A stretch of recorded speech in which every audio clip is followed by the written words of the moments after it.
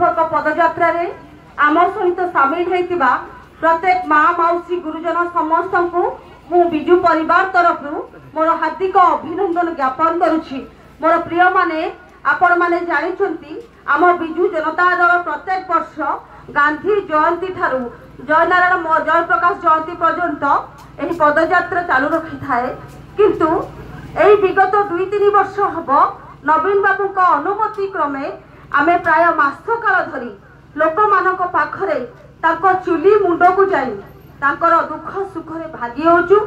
से तांकर जेउठु वंचित होइचंती सेही सब खबर आमर माननीय राजा भाई को प्रतिनिधि रंजन नाना को माध्यम रे आमे राजा भाई को द्वारा नवीनत्रार उद्देश्य होची लोकों को पाख को जाई सेमानक सुख आज ओडिशा को लात मारिची भात रे विष देइची कथा उठी ओडिशा अस्मिता।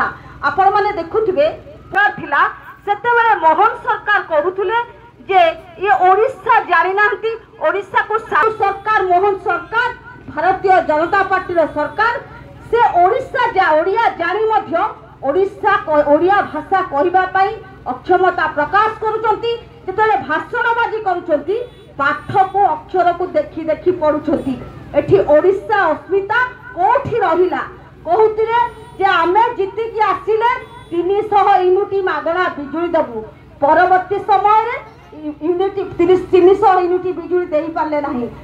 से कहितिले 3500 भत्ता करिवु अभी पर्यंत